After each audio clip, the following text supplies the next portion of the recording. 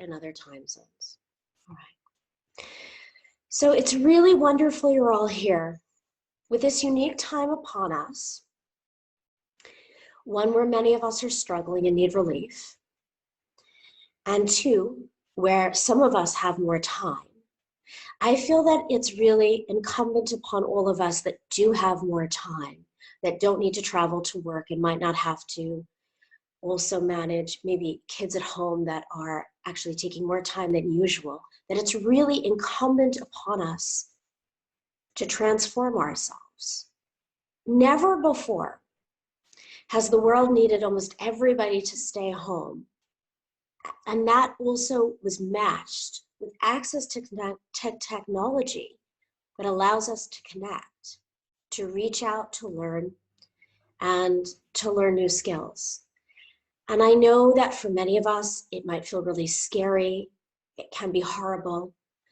But this time that we have right now, it's precious, which is why I'm running this event, to help all of us, and by all of us, I mean myself too, to come to the present moment, to see our minds, and by extension, our lives, offering us an opportunity to live them with more awareness and integrity. I've been offering the short practices in the morning, and I've been teaching them to help anxiety or strengthen the lungs. But to really cut through the dross of the mind, we need the accumulation of practice. And that allows us to move underneath the layers of the constant chatter and maybe even shift the nature of how the mind talks to us. If any of you know anything about me, I lived in silent retreat on and off for 3 years. So I deeply value the opportunity to build practice upon practice upon practice.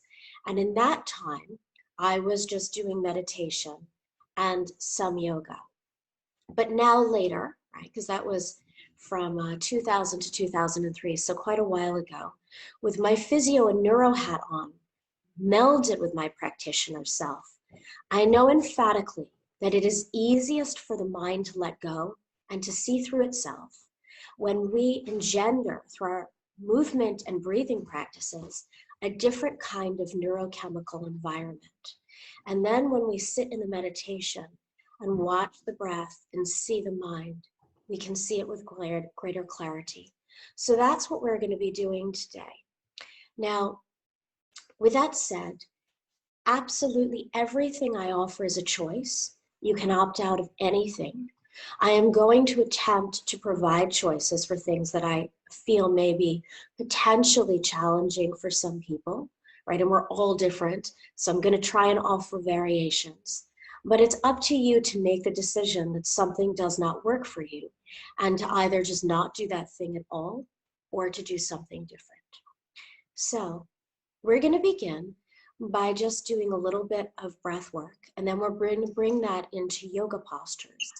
We're going to do a 45-minute yoga practice, give or take, not on the money, but about. And then after that, we're going to do some walking meditation, which some of you will be familiar with and will be new to others. And then we're going to do seated meditation and breathing and seated and back and forth. And we're going to build to about 10:30. And then at that time, we'll have some discussion and take questions. Okay, so let's just settle in first. Have yourself in a comfortable seated position. Ideally, you're upright. Have your eyes downcast or closed.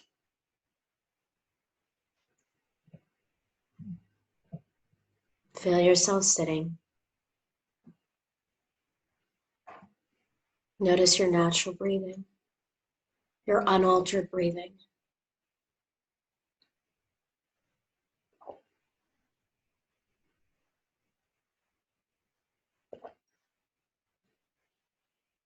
And we're going to do something that I have been doing in many of the practices over the last few weeks, which is we're going to bring in Ujjayi. We're going to elongate the exhalation. That's going to be the first part. And we're also going to inhale Ujjayi and using that inhale to bring the breath into the lower lungs, and then exhale long, continuing with the first part of the practice that I'm going to teach now. The reason we do that is every time we exhale, our vagus nerve, the major mediator of the parasympathetic nervous system, signals to our heart, reducing the rate of beat. And that reduction of heart rate and also contraction of intensity helps to relax the nervous system. And when we breathe into the lower lungs, we also signal to the nervous system that we feel safe, and the lower lungs are more available for the diffusion of oxygen across the pulmonary wall. So that's where we're going to bring that together. So we're going to do it, and then we're going to bring it into the postures. So for those of you that are familiar with Ujjayi breath, I ask you to just begin it, inhaling and exhaling long. And if anybody's new to Ujjayi breath this morning, I'm going to teach you while the others are practicing. So Ujjayi breath sounds kind of like the ocean, right? So it sounds like this on the exhale.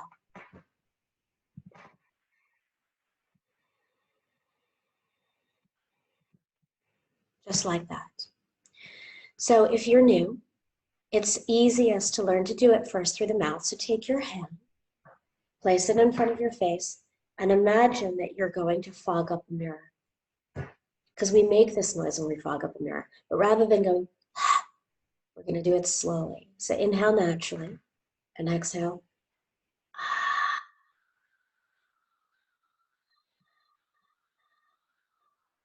Let's do that again.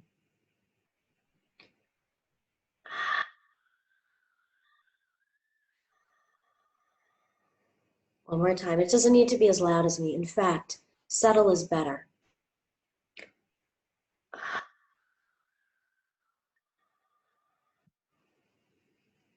And release the hand down.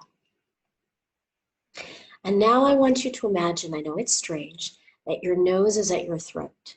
And you can place your index and middle finger there. And you're going to inhale naturally and exhale through the nose and the throat, making this noise. It's much easier than imagining having it exhaling through the nose. So inhale and exhale through this imaginary nose at the throat. Inhale. Exhale through this imaginary nose at the throat.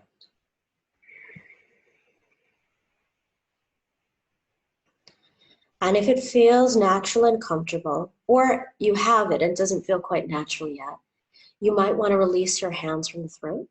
But if this is helpful for you, this contact, you can keep the hands there. And for the next 2 minutes, all of us are just going to be inhaling and exhaling this ocean, the Ujjayi breath long. And then we're going to add the second part.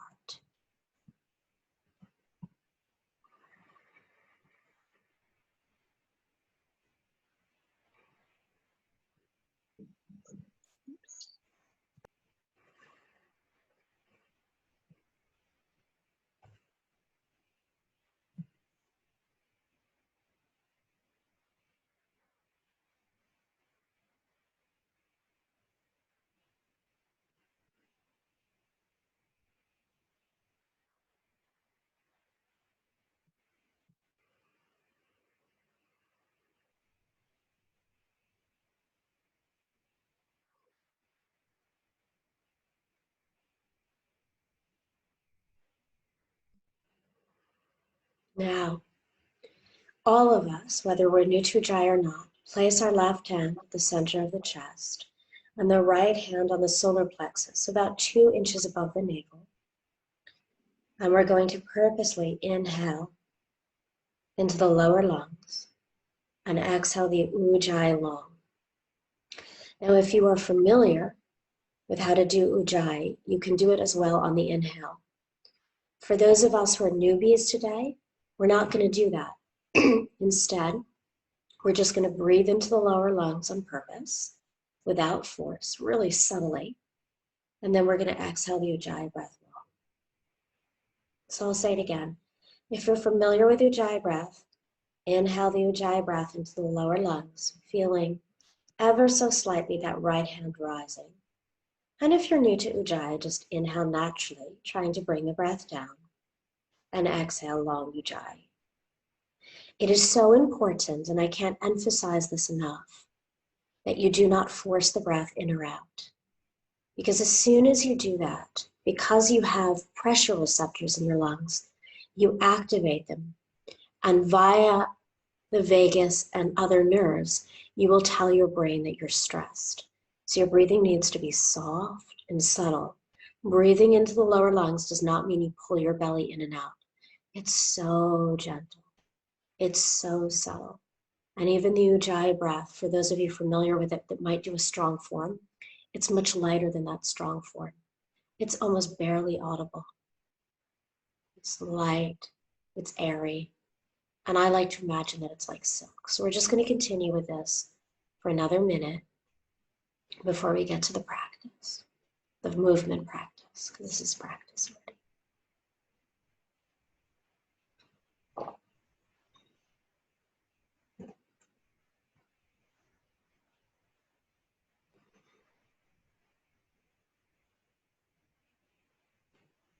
Continuing to inhale into the lower lungs. Exhale. Okay. I've been doing so much teaching online, my voice is getting lower. I feel like I sound like a radio host. Okay. So we're going to move into the practice. And you probably don't need to move unless you don't have a mat around. But I need to move my mat backwards, otherwise you won't be able to see me. So maybe you continue with your breathing as I just move back.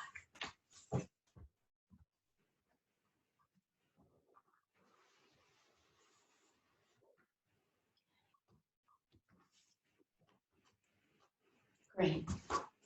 So when we are doing movements that are dynamic, it's not going to be possible to bring the breath down on the inhale easily. So we will just focus on elongating the ujjayi exhale. But anything that we're holding and staying in, we'll do both. And I will be priming you, so don't worry. Bring your hands in front of your heart, palms together. And let's inhale either ujjayi or naturally, again, depending upon your practice. And extend the arms out wide. Push through the fingertips. And exhale, elongated ujjayi breath. So this action should actually take longer. Inhale, syncing up the movement with the breath. And exhale, a longer movement and a longer breath with the ujjayi exhalation. One more time. Inhale. Exhale long. Lovely. Place the hands on the shoulders. Inhale, lifting up and back. And a longer movement as you come down with the ujjayi breath. Inhale, up. With or without ujjayi. Exhale down, it takes longer. One more time on your own. And then 3 times in the opposite direction. Follow your own breath rather than my guidance. It really allows you to work with your nervous and respiratory systems more effectively than if I'm telling you the length of your breath.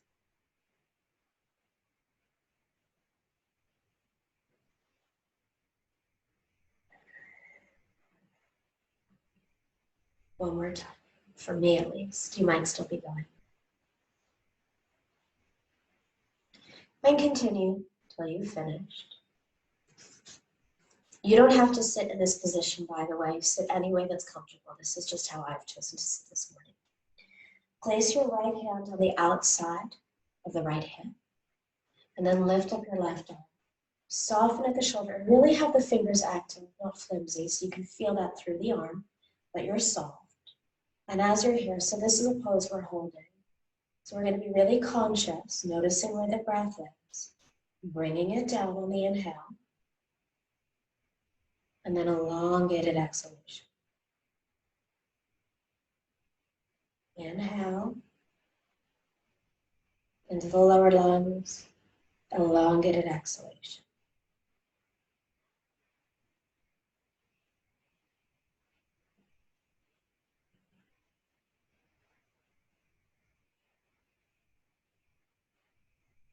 and release. Lovely. And let's come to the other side. So the left hand on the outside of the left hip, lift up the right arm, soften at the shoulder, reach through the fingers. And inhale into the lower lungs, bring the breath down. Exhale long.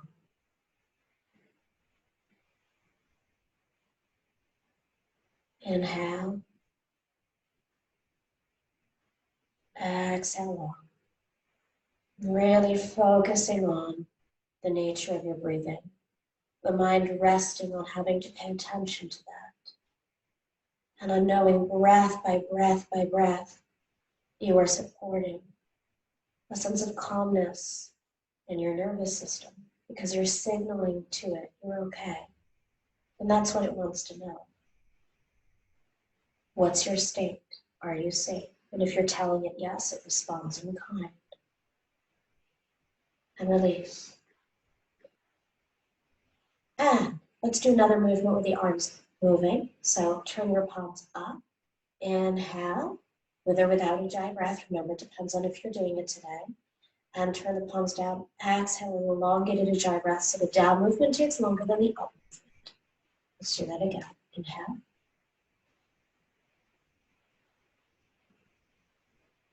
Exhale.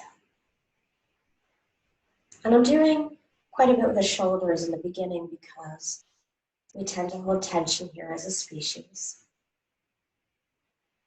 You already know that. It's not new information. The shoulders can get real tight. Let's do one more.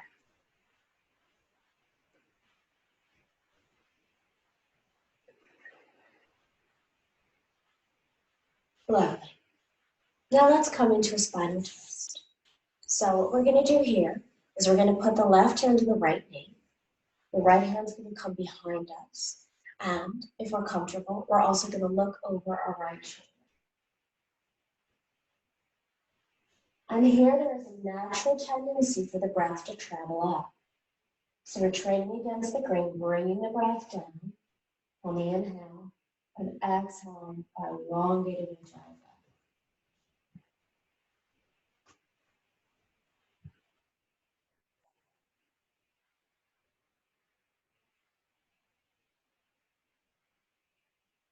Just residing here. And as the mind goes out and wants to do something else, just notice and bring it back. Bring it back to bringing the breath down and elongating exhalation.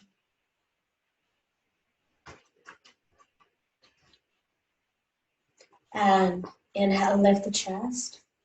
Exhale, sweep all the way around to the opposite side. Right hand on left knee, left hand behind.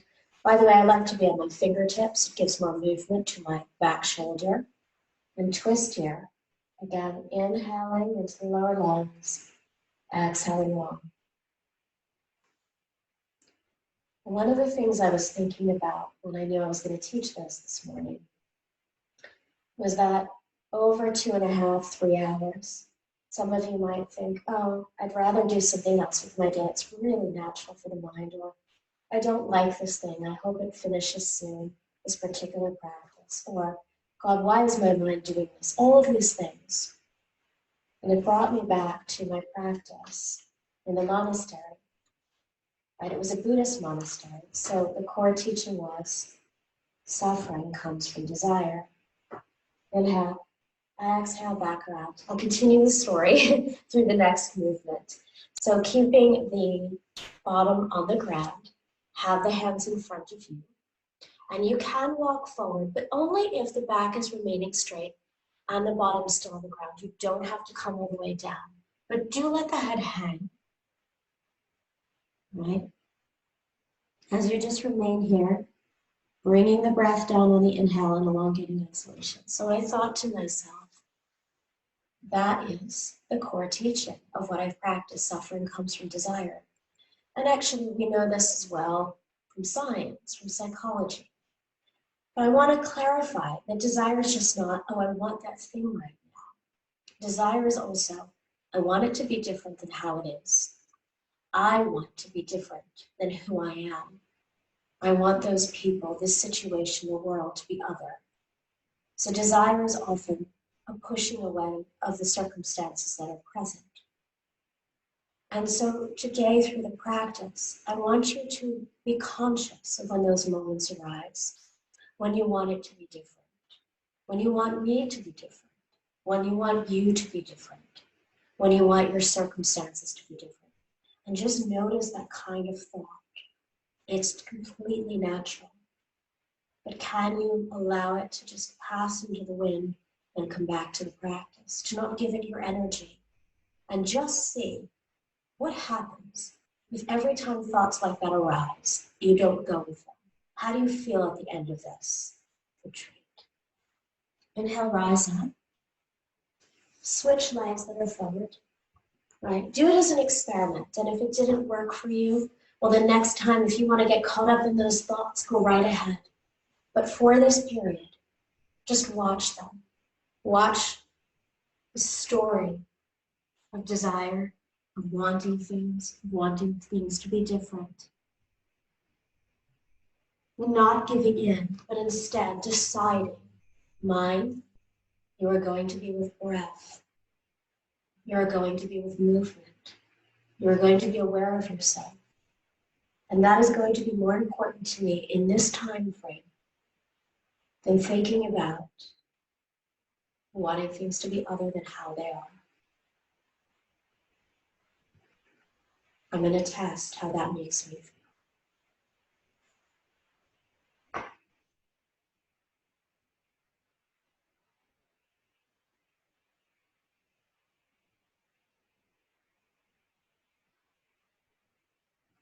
Inhale, rise up. And bring a cushion. I have one. You might not have. Up from under you. Draw the legs in front of you. Flex the feet. Try and be upright as you can. It's okay if that's a little challenging for you. And we're just going to do what I call churning the butter, or warming up the hamstrings a little bit. So we're going to inhale, come forward, and exhale. Remember that elongated ujjayi exhale, come back.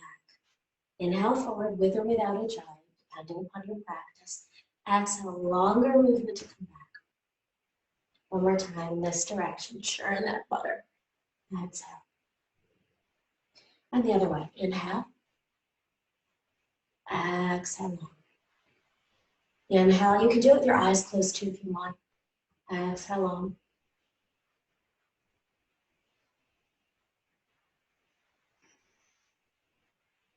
One more time. Lovely. Okay. Now we're going to come into cats and cows, so we need to come onto all fours. Hands underneath shoulders. Knees just a little bit behind hips. And we're going to inhale again with or without ujjayi, arching the back and looking up. And exhale, round the spine towards the ceiling. As you have that long ujjayi breath. Inhale, arching, looking up. Exhale with long movement and breath. Ujjayi. Just waking up our backs, doing a gentle practice. 2 more times.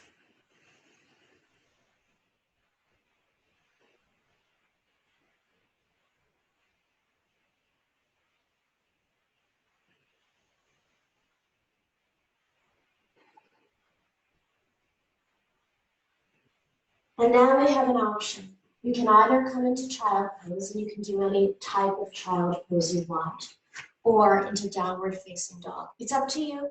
Don't worry what I'm doing, what anybody else might be doing on your screen. Do what works for you.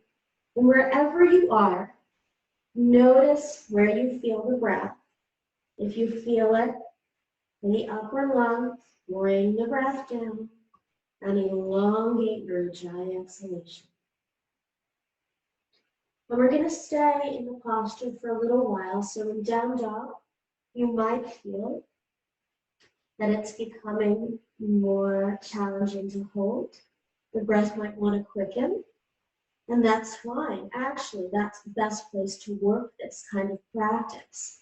When it's at the edge of your capacity, not beyond the edge, but just the edge, That's where you can really transform the nervous system the most.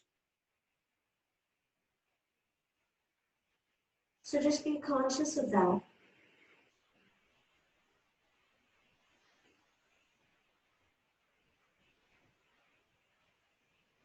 And if you're in down dog, bring the knees down. If you're in child, they're already down. And we're going to come into a lunge. Now, I have very sensitive kneecaps, so I like to use cushions, and this is quite a thin mat. You feel free to do the same if you'd like, or you can fold over your mat, or you don't have to, right? And what we're going to do is bring the right leg forward. The left knee is going to be back. You can place your hands on the front leg and hold, lifting up the chest. And again, notice where the breath is. Bring it down as you elongate your Ujjayi breath. And for those of us that want to challenge the cardiovascular and nervous system more, lift up our arms. If you feel that you're already in enough challenge, then don't. It's not about doing the hardest practice. It's about doing what you know is going to be right for your body in a given moment. So whatever you're doing, inhale, bring the breath down, and it is harder, especially with the arms up. It goes against the grain. And elongate the exhalation.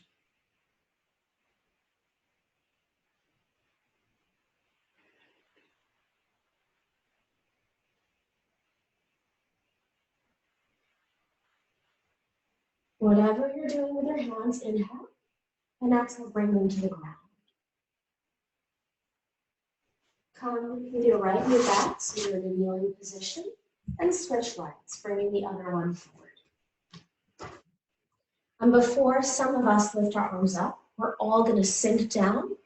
So we're going to allow our hips to just come towards the floor. We're going to notice where the breath is. And if it's lifted, bring the breath down on the inhale. And elongate the Ujjayi exhale. And feel free to lift the arms up if you'd like to. If you feel that you need that extra challenge of the respiratory and cardiovascular system. I feel I gave enough of that in the last movement on the other side. So I'm just going to have my hands here this time. Breathing with awareness.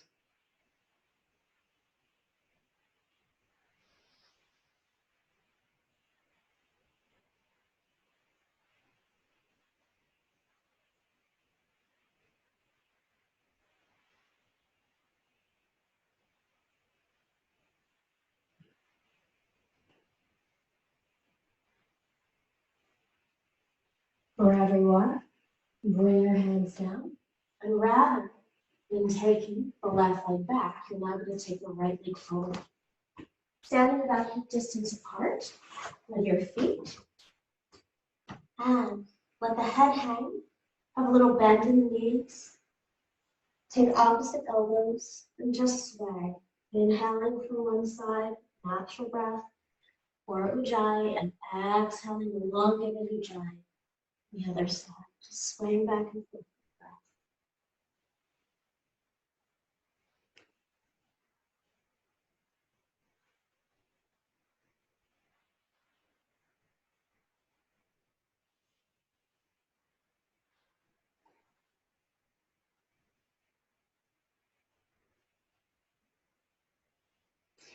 And now place the hands on the hips, bend into the knees, and inhale, rise up. A nice long exhale through the mouth. And together, I need to move my camera a little bit so you can see me clearly. Together, we're just going to remain in mountain into Tadasana. Palms forward, feet about hip distance apart. Noticing the breath. Inhaling into the lower lungs. Exhaling long Ujjayi.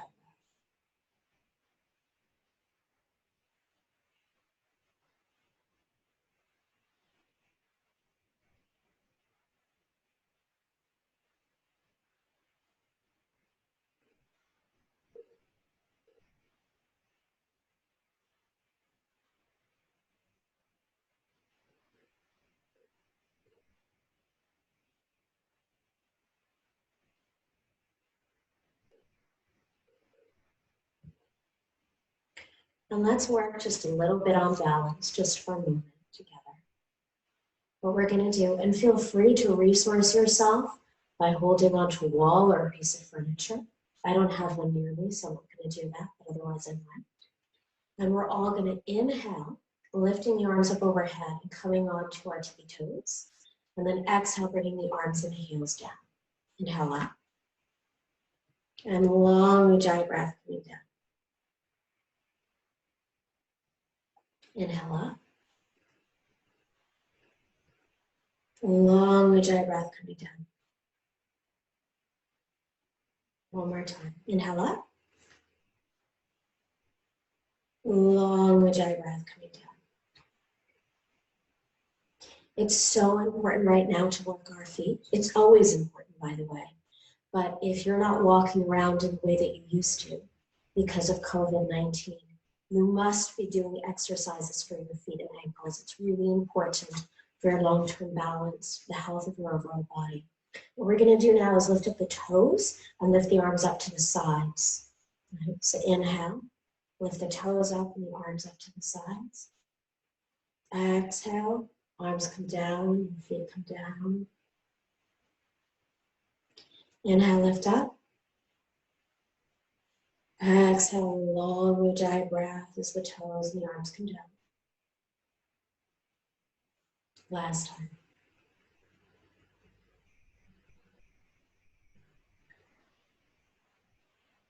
Great. Now what we're going to do is we're going to take 4 sun salutations. Now I know it's not easy for everybody to keep coming up and down from the floor. So what I'm going to do is I'm going to teach a standing version. And for those of us familiar with doing sun salutations, you can do any 4 that you would like, whatever 4 you like. And when you're done, you're going to lie down. It won't be the end of the practice, but you're going to lie down, focusing on inhaling into the lower lungs, exhaling long Ujjayi breath. And for those of us for whom coming up and down is a bit more challenging, you're going to follow me in what I have created as a standing version of a sun salutation. So receiving many of the benefits, but without needing to come up and down continuously on the floor. So I like to have my feet hip distance apart. Place your hands in front of the heart if you're following me. If not, you're just doing your own thing. Inhale, reach, rise, lift. Exhale, elongated Ujjayi breath. And you're all doing that through movements. Place the hands on the shins. Have a little bend in your knees. Inhale, look up straight back. Exhale, fold. Inhale, reach, rise, lift. Exhale, hands come down to the heart. Long Ujjayi breath. Inhale, reach, rise, and lift. Exhale, come into your right. Inhale, lift. Long Ujjayi breath as you come down. Inhale, lift. Exhale to your left. Inhale, rise up. Exhale down. And again, inhaling. Exhaling, hinge forward from the hips. Feel free to bend the knees to protect your low back. Place the hands on your shins. Inhale, look up, straight back. Exhale, fold. Inhale, reach, rise, and lift. Exhale, long.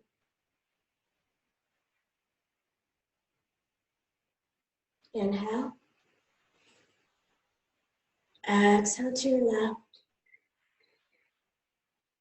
Inhale, rise. Long Ujjayi breath coming down.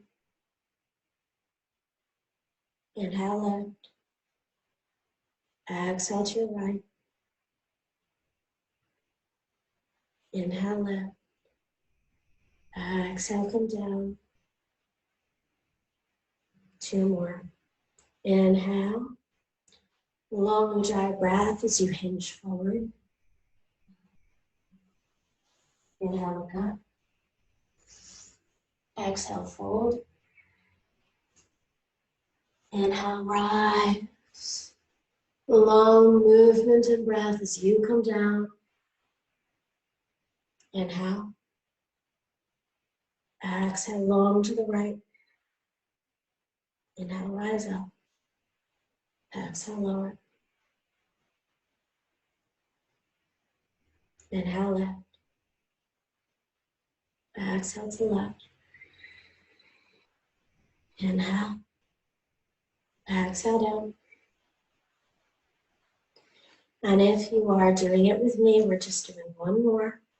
And then we're going to lie down. Inhale, reach, rise, and lift.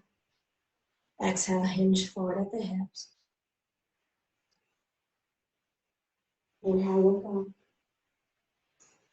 up. Exhale, fold. Inhale, reach, rise, and lift. Exhale. Inhale. Exhale to the left. Inhale, rise. Exhale to the center. Inhale. Exhale to the left. Inhale, rise. Exhale down. Great. And then we're all going to come to lie down.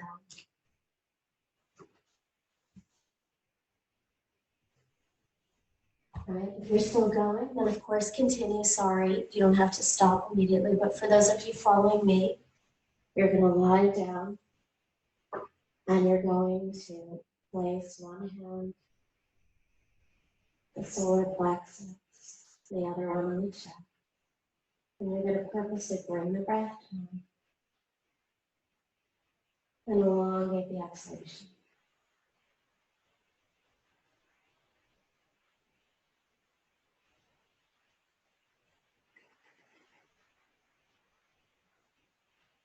Continuing with the ujjayi. And if you're still going, you're going to move here in a moment with us.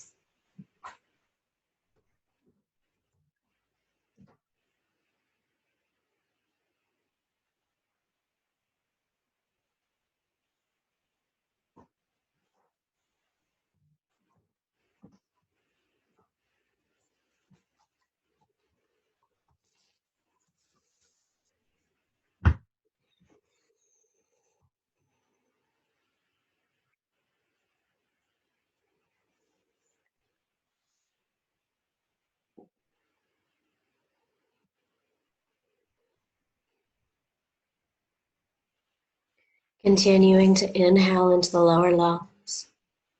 Exhale long ujjayi breath.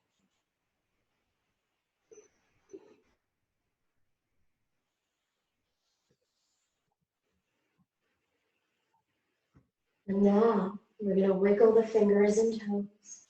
Inhale, lift the arms up overhead. Exhale through the mouth. And rise and shine all the way up to stand. Rise and shine. Come on, come back up. So we're teaching the nervous system, come down, come up, come down, come up. That's flexibility. And we're going to come to the top of our mats, or wherever we're sitting. Maybe you don't have a mat that you're working on. And you're going to take a big step back with the right foot. You can take minor little steps back or a big one. And you want that right foot slightly turned in to look at the left foot. You're going to then bend into the left leg and extend the arms out, looking over your front middle finger. And as you lift your arms out, there is a natural tendency for the breath to rise as well. Your heart has to work harder, and that's what happens. But it's not used to getting blood into the hands that are raised. So bringing the breath down on purpose, elongating your ujjayi breath.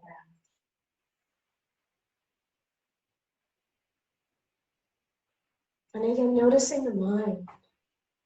If it's going into thoughts of wanting things to be different, wanting the posture to be different, wanting to come out of the pose, any of that, just notice and come back to the breath.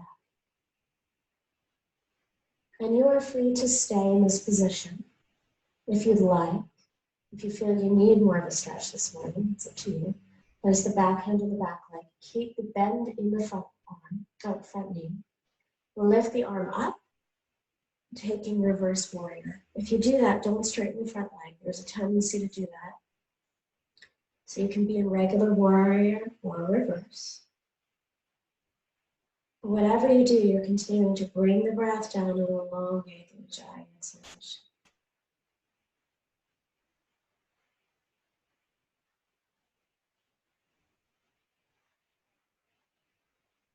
Inhale, rise up. Exhale, let the arms down. Just take a few movements here. A few circles. Windmills. Good. And switch direction of the feet. So now the left foot is the back foot. It's slightly turned in to look at the right foot. The right foot is forward. You bend into the right knee. You extend the arms out. You look over your front middle finger. And again, there's a tendency for the breath to come up. Notice and bring the breath down.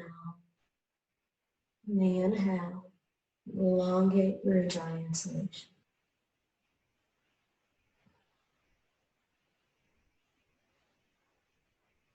And if you'd like, especially if you did it on the other side, place the back hand on the back leg.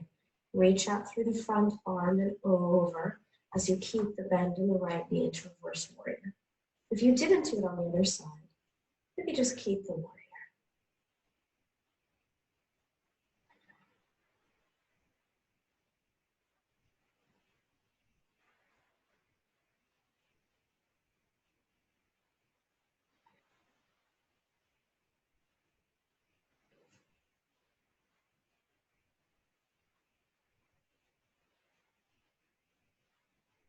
And straighten the leg, release the arm.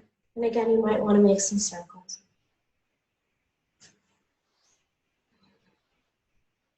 And the other way. Good. Now turn both feet forward. Look at them and make sure that they're forward and in the line. There is a tendency when we take this pose to allow the energy to roll out into the outside of the ankles, which isn't particularly good for the outer ankle. So instead, as you are in this position, apply the pressure to the inside of the foot. You'll feel that also running up the leg. Interlace your hands behind your back, pulling the hands away from the back. And inhale, lift your chest. And exhale, hinge forward at the hips. Feel free to have a micro mini bend in the legs if you'd like. And just come forward as much as you feel comfortable with without rounding your back. And as you're here, once again, inhaling into lower lungs, exhaling long.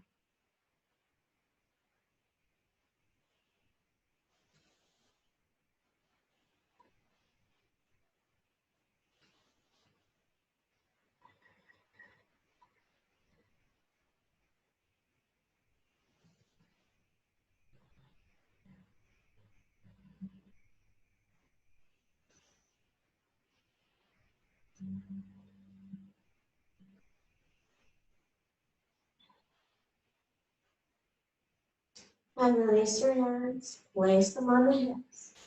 Bend into the knees more, and inhale, rise up. And again, breathing out through the mouth. And bring the feet together. And let's do that again. The real kind of just letting go of any strain or stress that you've had through this really long, loud sigh. One more time. Okay. We're going to come back down to the mat, so I'm going to need to change the position of the computer screen. So just give me a second.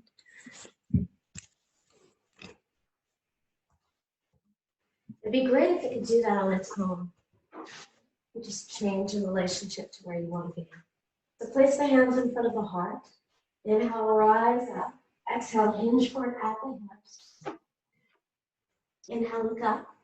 And exhale, walk back to plank. And you can come down in any way you want. You can come down just directly, like that, or you can bring the knees down, whatever works.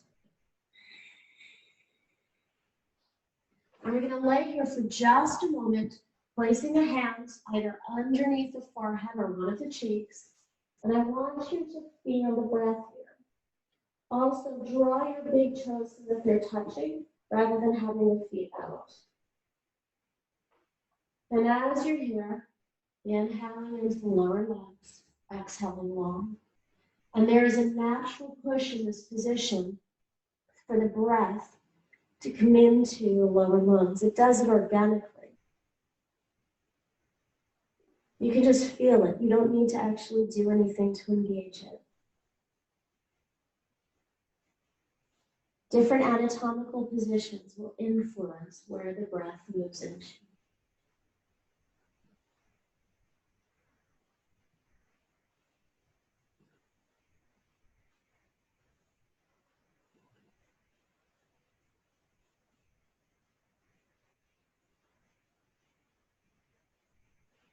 And now we're going to have an option. You can either come into Cobra, where your hands are going to be underneath your shoulders, and you're going to press into your hands, pull your chest through your arms and rise. Or you can be on your forearms with your elbows underneath your shoulders. And I really suggest this pose if you have anything going on with your low back, as opposed to Cobra. It's up to you. It's your body. It's your practice. It's your choice. But make wise choices, please. And wherever you are, lifting up, and again, noticing where the breath is. And inhaling into the lower lungs, exhaling long. And back bends naturally push the breath into the upper chest. So again, it's more laborious for us to bring it down. And that means we're really training the system.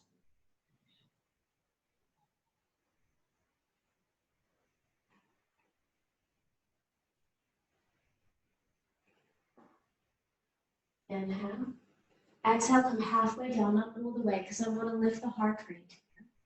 And let's be supermen and women. So draw the arms forward, the legs forward, relax the head, lift up the feet. And it's going to be really hard here to control the breath for a lot of us. It is for me. Because it's starting to become more challenging to do this. And the breath responds by quickening. But let's see how we can meet it.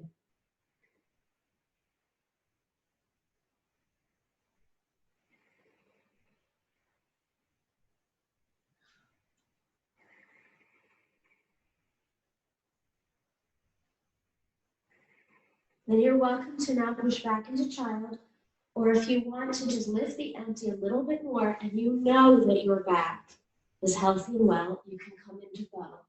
And I emphasize, and you know, that you think you know.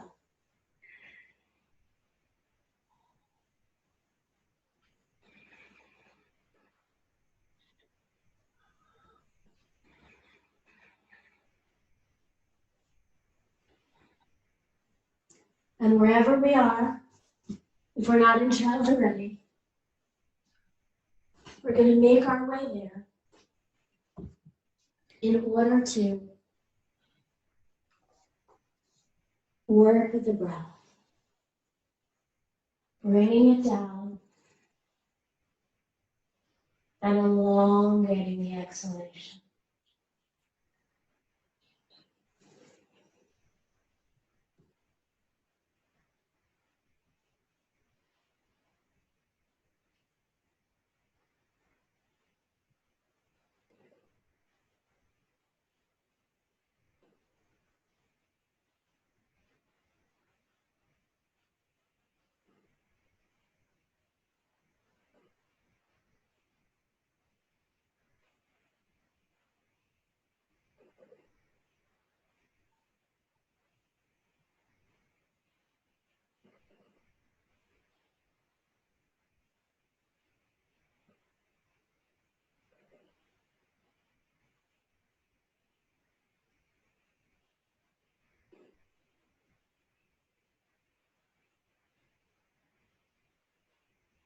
Inhale, rise.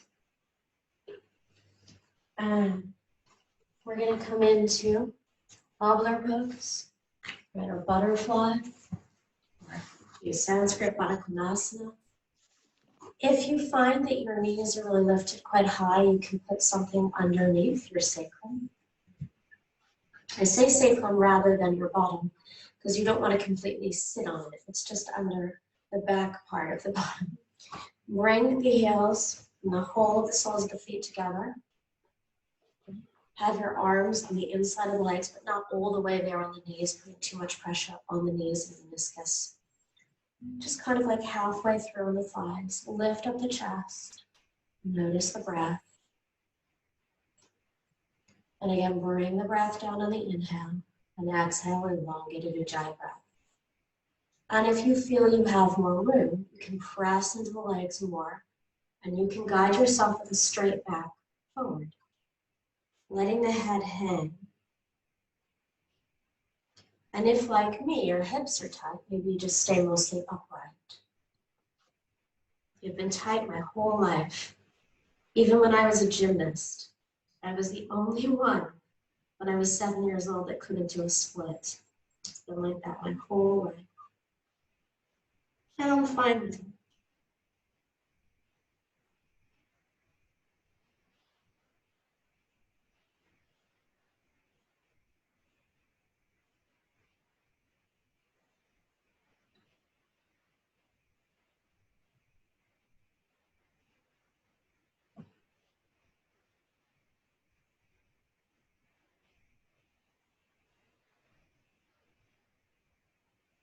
Rising.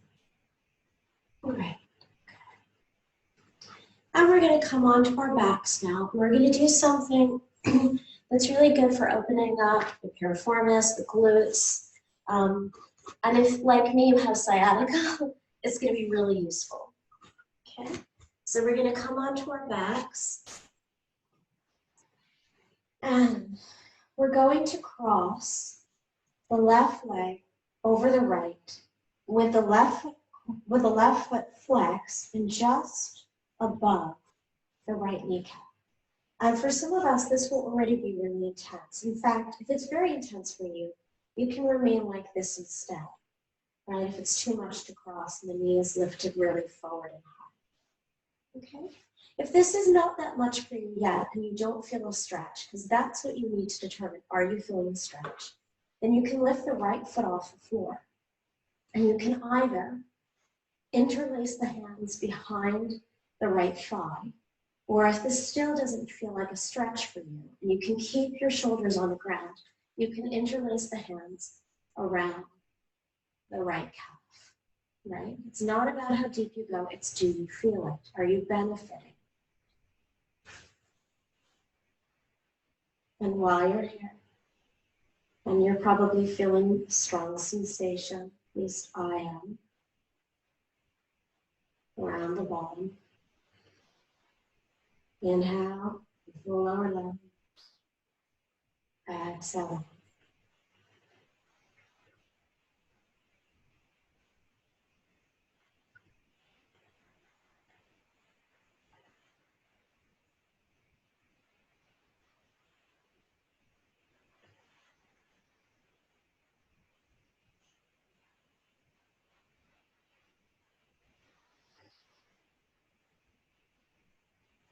And release.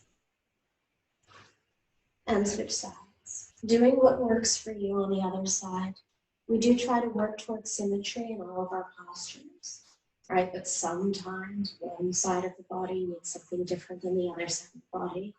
And we try to use discernment to navigate that terrain, to make good decisions. If we don't know, we can try. And if it doesn't feel right, then we shift and we try something else. And you bring the breath down. You exhale.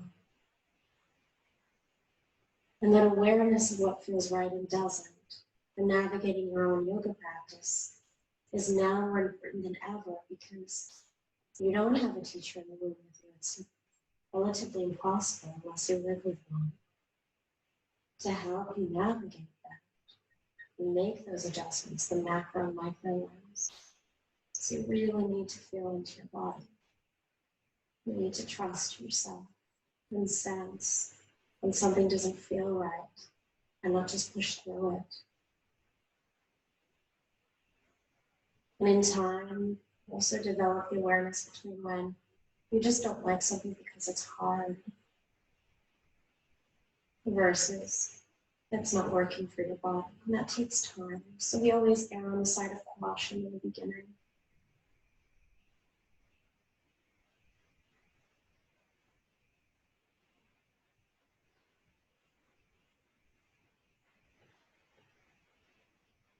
Bring the mind to the breath. And now, draw the leg away from the other. Have the soles of the feet on the ground. And the knees pointing up towards the ceiling. And we're going to inhale. We're rolling our back up off the floor. And exhale, the longer action, and the giant breath, bringing it back down. We're going to do that 3 times. And the third time, we're going to remain lifted. And we're going to roll our shoulder blades underneath our back, interlacing our hands, and pressing them towards the ground in the third one. And again, noticing where the breath is, bringing it down as we elongate the ujjayi breath. And if anyone here has wheel in their practice and they need that extra energy this morning in order to feel that their body is stretching, you're free to do it. I'm not going to be cueing it, but bring into your practice what your body needs, continuing to work on bringing the breath down and elongating the exhale.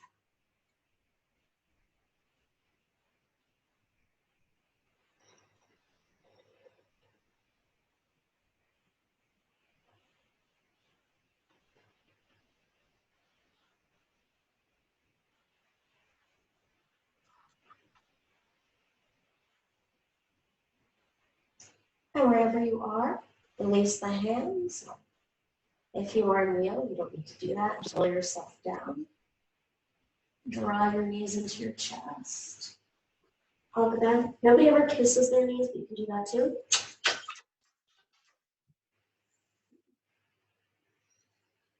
You can make some circles with them if you'd like, if it feels nice. The other way. And then roll it back up.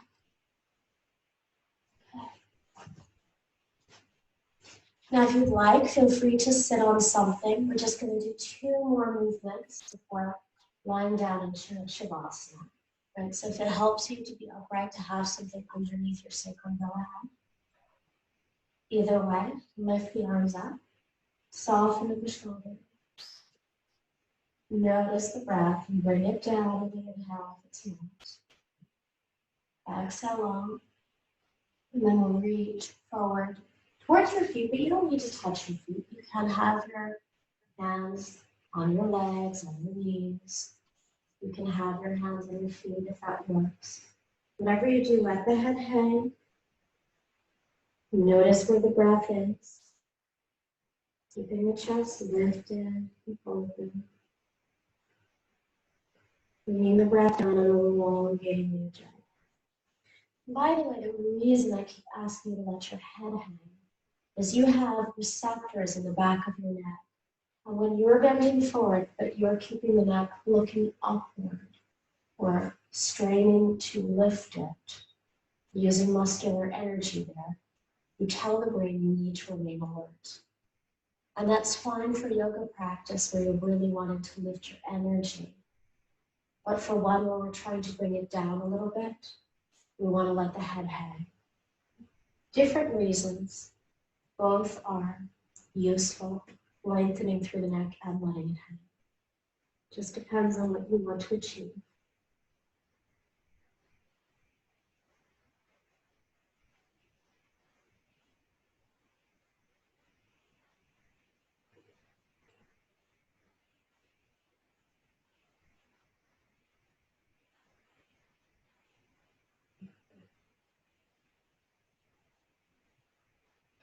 And inhale, rise up. Exhale, slowly lower back. If you can, use your core energy to lower back slowly. Have the arms out at a T. Draw the knees up. Again, the soles of the feet on the floor. Cross the right over the left. Roll to your right hand side. And look over your left shoulder. Notice where the breath is. It's probably in the lower lungs. Might not be, but usually it is. This position stabilizes the whole chest, so it cannot move as much. And the breath naturally moves down. Inhale, exhale.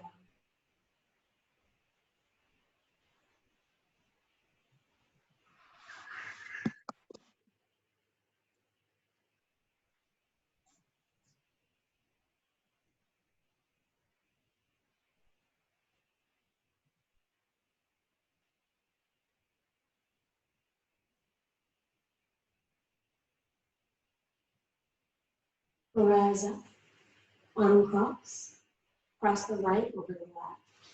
And then again, roll to the opposite side. It's the left as the head goes to the right now. Notice where the breath is. It's probably in the lower lungs. If it's not, it's fine. Bring it down. And exhale on the down.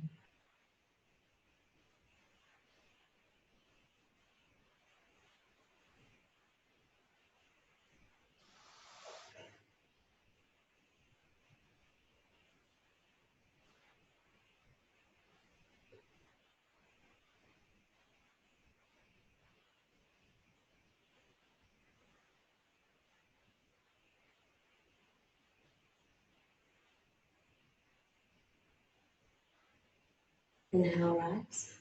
And now we're going to come into relaxation for a few moments.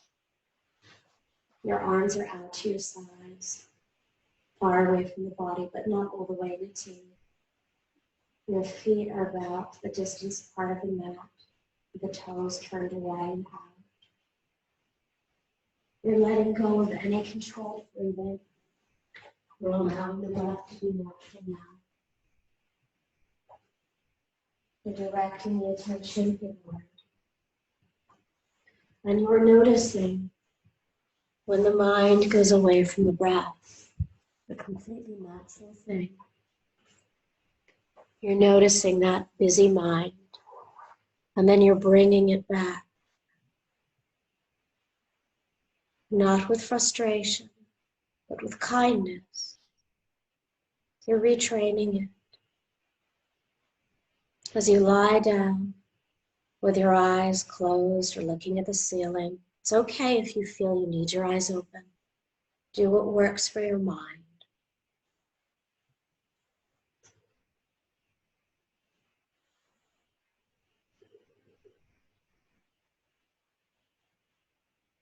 Just keep bringing the mind to the breath. Reminding it can reside there.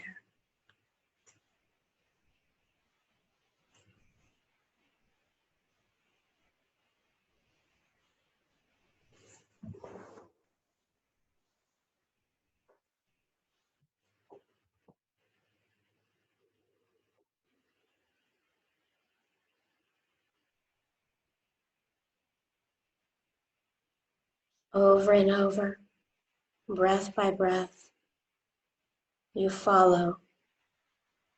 And if the mind follows something else, you notice and you bring it back. Reminding it can remain in the present. It doesn't need to fix or change anything now. And if it's just falling into reverie, bringing forth that effort to say to mind, we will daydream another time.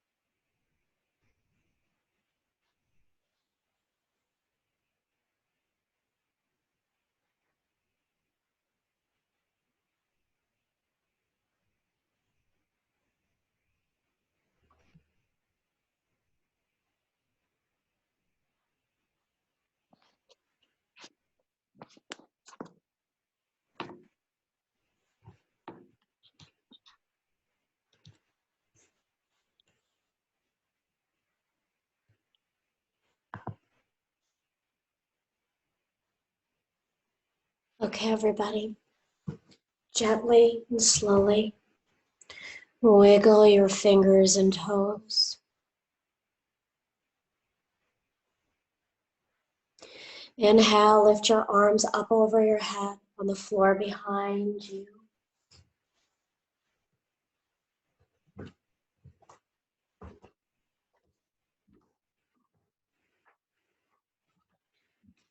Draw your knees into your chest and roll to your right hand side into nesting position.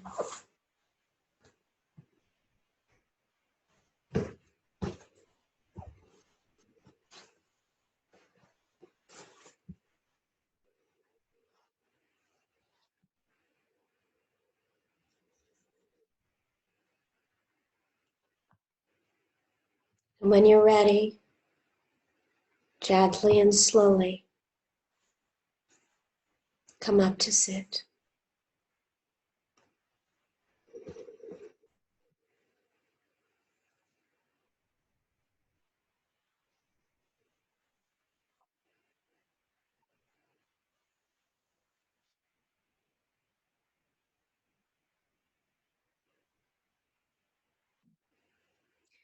So I said we would do walking meditation afterwards, but I changed my mind. I want to go straight into breathing, into pranayama, into sitting, and then into walking. I'm going with my gut rather than something that I have designed that's concrete. So just come into a comfortable seated position. Know that you are going to be here for a little while. So if that means cushions, if that means a chair on a sofa, that's fine. Do what's going to work for you.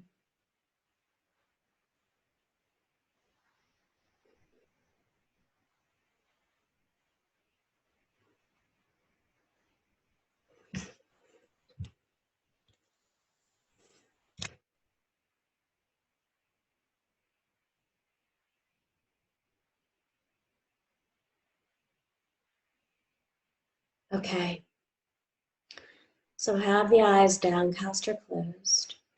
And we're going to continue for a little while, bringing the breath down on the inhale with or without ujjayi and elongating the ujjayi exhalation. We're going to use a ratio of 1-2. I'm going to start by counting everybody in for a count of 2 and out for a count of 4. And after 5 times, you can inhale for 3 and exhale for 6 if that works better for you, or 4 to 8, even 5 to 10. Right? And for those of us that feel that that's not right for them, again, they can continue with a 2 to 4. So we're all going to begin together. Some of us are inhaling our ujjayi breath. Some of us are doing natural inhalations. We're all working to bring the breath down. So we're using the same technique here in stillness, like we did in the beginning. Inhaling, 1, 2. Exhaling, 1, 2, 3, 4. Inhaling, 1, 2. Exhaling, 1, 2, 3, 4. Inhaling, 1, 2. Ujjayi, 1, 2, 3, 4. Inhaling, 1, 2. Exhaling, 1, 2, 3, 4. Inhaling, 1, 2. Exhaling, 1, 2, 3, 4. Please continue on your own. We're going to do this for 5 minutes. And then we're going to have the option to do another breath practice, or to continue with this, depending upon what we feel our nervous system needs. And then we're going to move into meditation.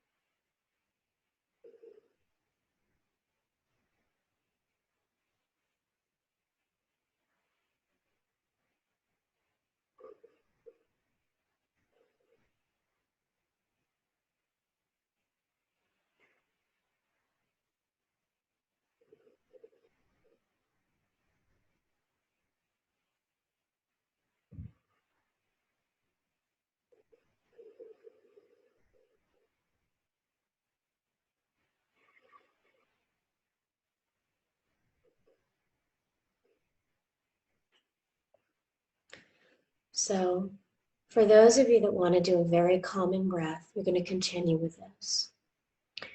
For those of you that want to do Kapalabhati with me, which is a lifting breath, we're going to follow that now. We're going to do Kapalabhati followed by breath holds. The reason being that when you calm the nervous system a lot, and then you do things to rev it up, you shift the flexibility of the nervous system, or you shift the capacity for the nervous system to flex. It's probably more accurate. And also, you do lots with the vasculature within inside the brain. And so you provide this environment that really fortifies your ability to be present. So we're going to do that 3 times for those of us that are comfortable with lifting the nervous system. If you're nervous about doing that, if you have a lot of anxiety right now and you don't know how that'll go, just continue with the other breath. For those of us that do this lift, we're going to follow it by coming back to what we did just now. Again, supporting that flexibility, but also making sure we're not too lifted before we go into formal meditation practice. So if Kapalabhati is new to you, right, what it looks like is it's a forced exhalation, and it comes from the belly, right? And what we do is we press the breath out like that. So if you're new to it, you can place your hand on your belly around the solar plexus and just force the exhale out of the nose. Keep the mouth closed.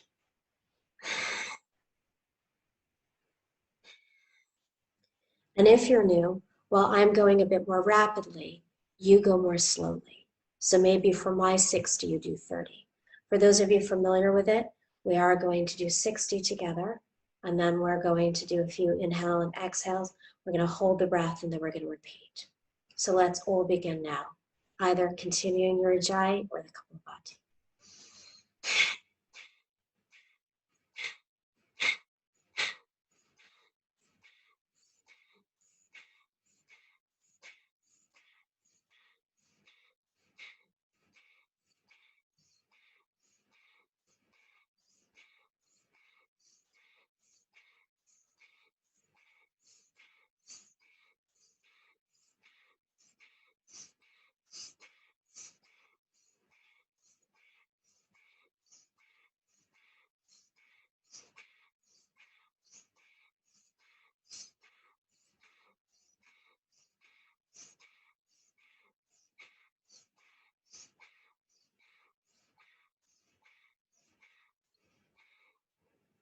If you did Kapalabhati, inhale, take a deep but subtle breath.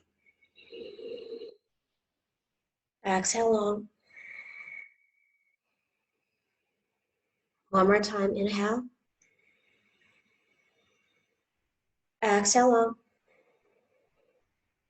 And inhale, we're going to hold for 30 seconds.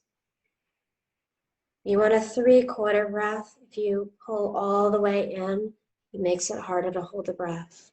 I'm counting now.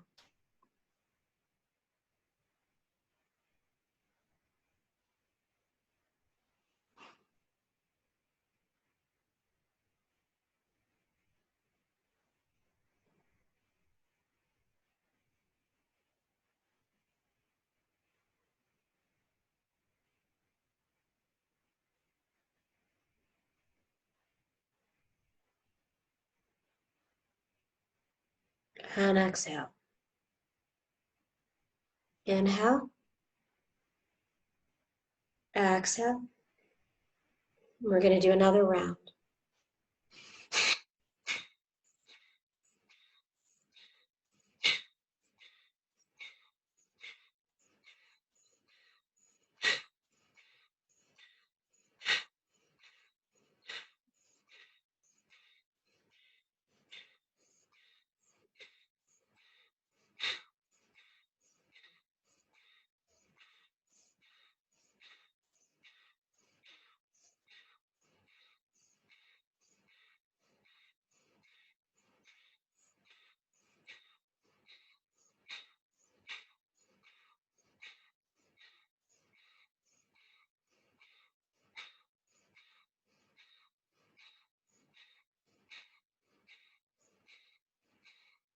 Inhale. Exhale long.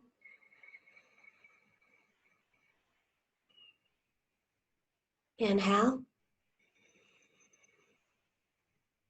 Exhale long. And again, inhale. And this time we're going to try for 45 seconds. Of course, you can exhale before that if it's too intense. Don't go blue in the face. Honor your ability to hold the breath. It will increase most efficiently if you don't push beyond your capacity. Always honor the breath.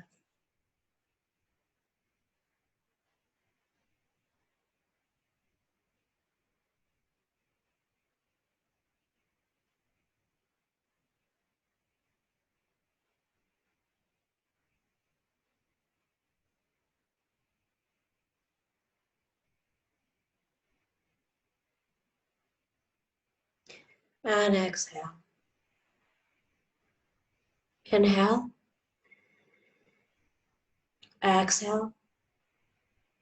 And our last round.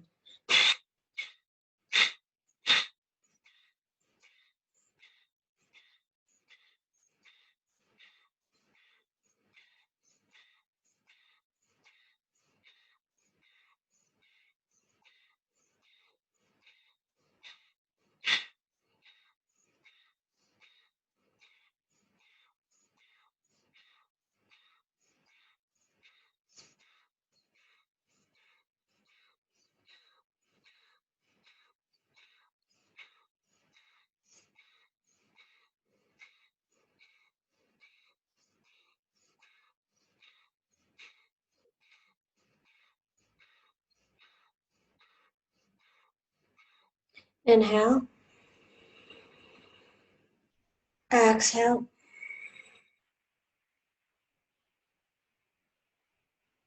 Inhale. Exhale. And we hold one more time. We're moving towards 60 seconds, but of course you can exhale before that. And after this, we're then going to return to the natural breathing. Well, not the natural breathing, to the Ujjayi breathing actually, for 3 minutes. And for those of you doing it, you're going to continue. And then we'll move into the meditation.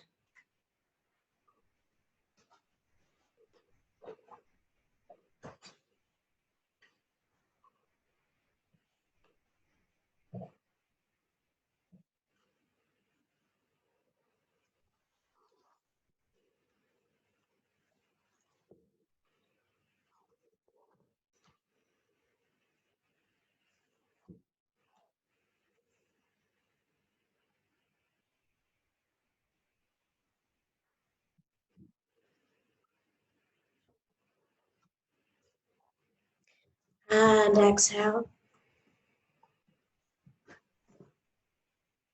Inhale long. Exhale long. And resume. Inhaling into the lower lungs. Exhaling Ujjayi breath. We're going to do that for 3 minutes. And then we're going to move into the meditation. And just so that you're all aware, we will have an opportunity for a comfort break after that. And for those of us who don't need it, you'll just remain in meditation, because I know it's been a long time and some of you may need the loo.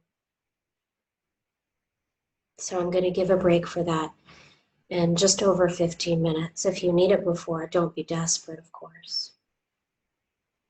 But if you can wait and just let the momentum build, fantastic.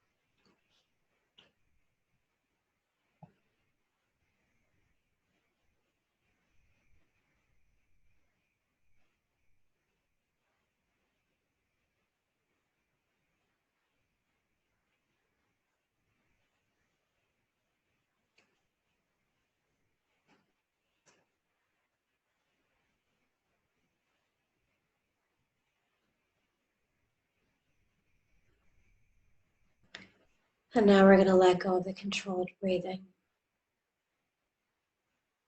We're just going to feel our breath. We're going to notice the inhale. We're going to notice the exhale.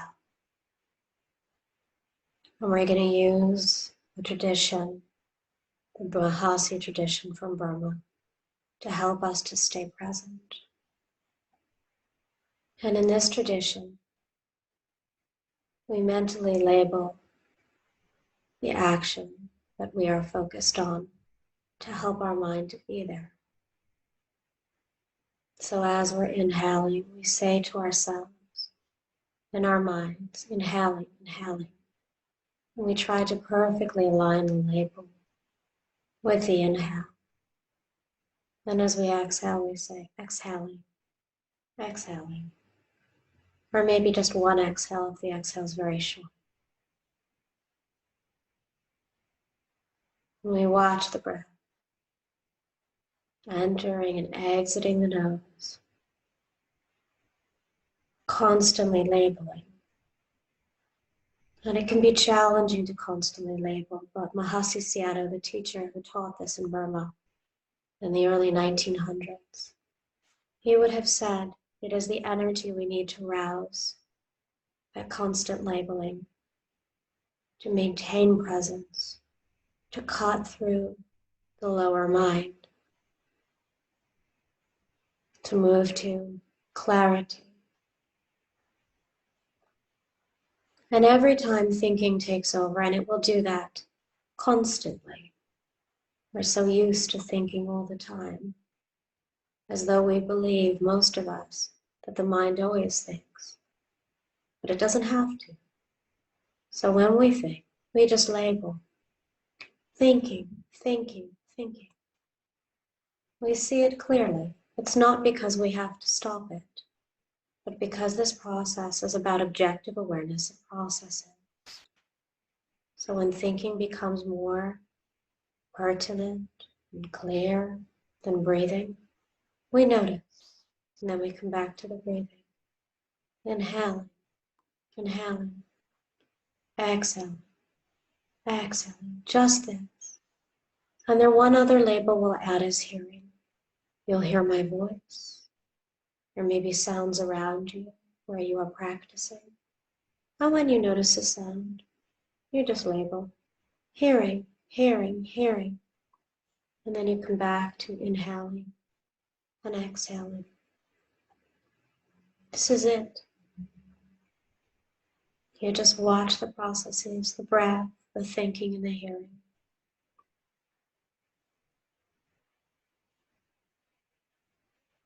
Constantly honing the mind's ability to see itself with breath as the anchor.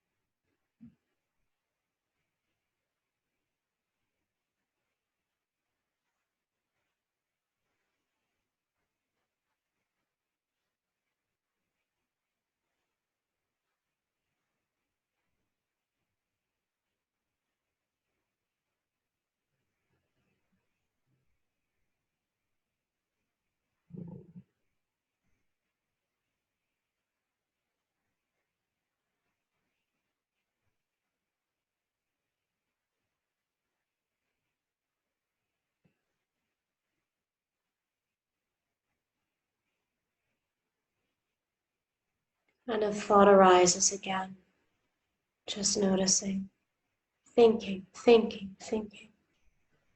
It might be a dance every few seconds. Or maybe you get lost for a long period of time and you don't realize thinking is happening for a while. And then suddenly it dawns on you, and then you come back. And then you label thinking, thinking, thinking again.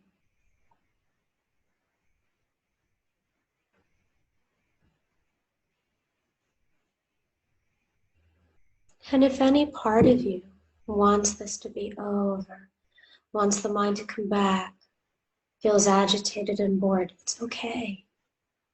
It's natural. And if you can still continue to sit even amongst that, you soften that energy within inside yourself. My meditation teacher used to say that it is sitting through the difficult times, the times you don't want to sit, the times you don't like my meditation talk, he'd say. Those are the times when you're really shifting the tides of your mind. Those are the juicy, glorious bits.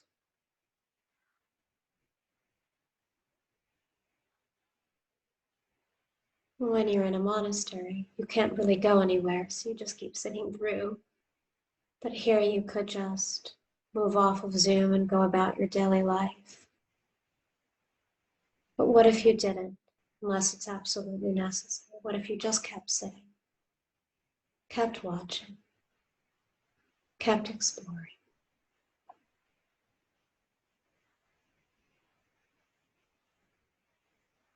Inhaling, exhaling, just this.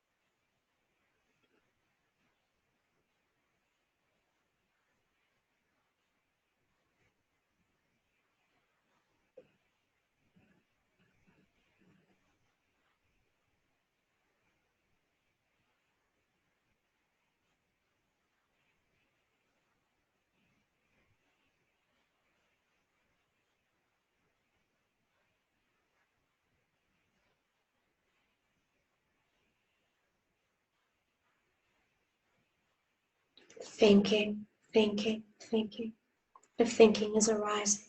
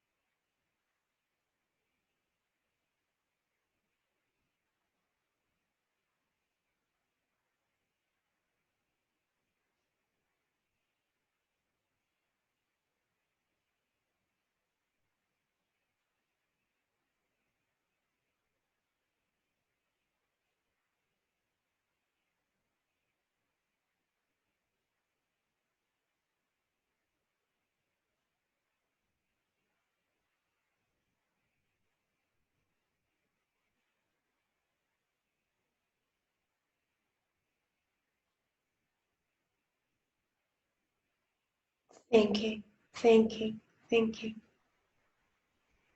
If the mind has gone out, just notice.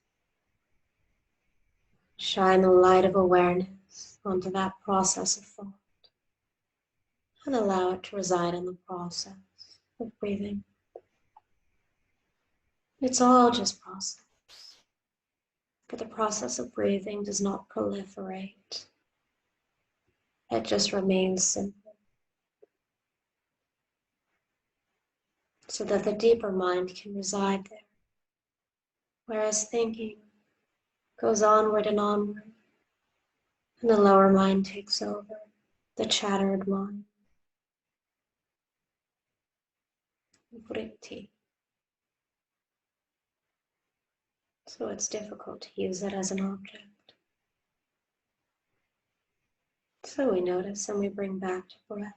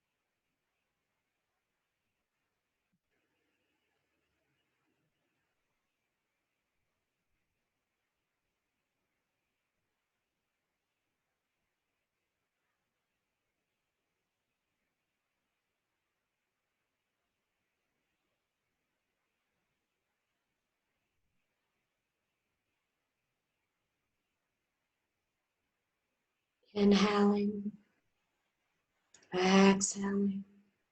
Keep bringing the mind back.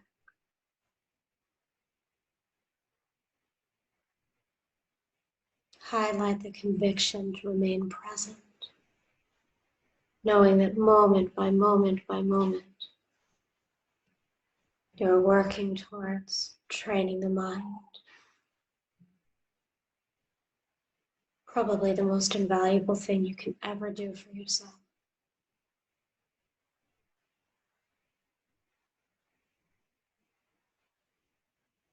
Unequivocally, I say, the most valuable thing I've ever done in my life was that 3 years in retreat.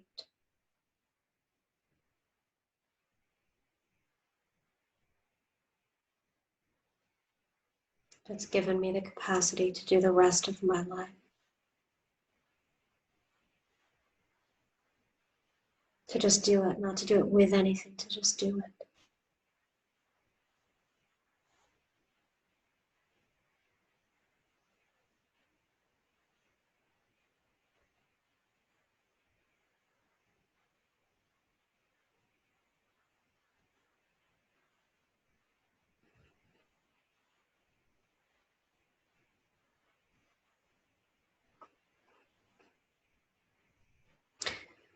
Okay, so for those of you that need to stand up and move for a moment, I invite you to do that. We're going to take a 3-minute comfort break. For those of you that don't need it, I ask you to remain in meditation and not break up your practice.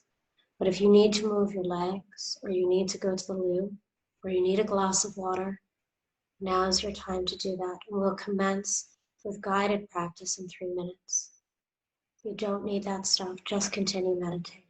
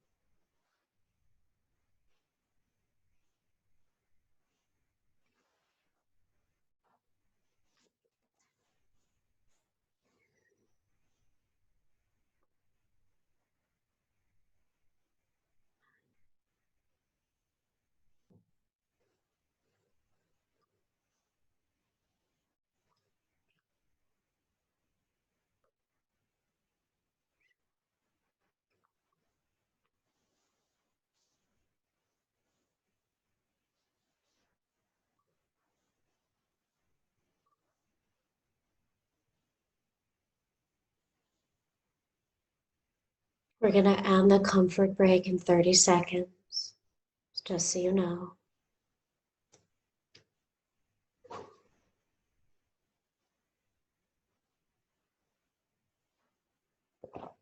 For those of you still meditating who haven't taken the break, I want you to inform your mind that you're going to change positions soon, that you're going to come up to stand, to do walking meditation. I don't want it to be abrupt for you. So you might just let your mind know. You might flutter your eyes open slowly. Emerge from the energy you've created with awareness. And now, slowly and mindfully, we're all going to come up to stand. We're going to do walking meditation. And then we're going to follow it by breath practice again and meditation.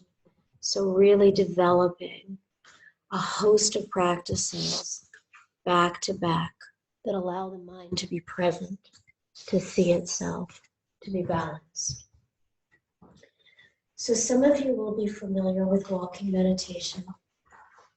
The style that I'm going to teach is again Mahasi. And the Mahasi method always involves mental labeling. The idea is that that continues to bring the mind back.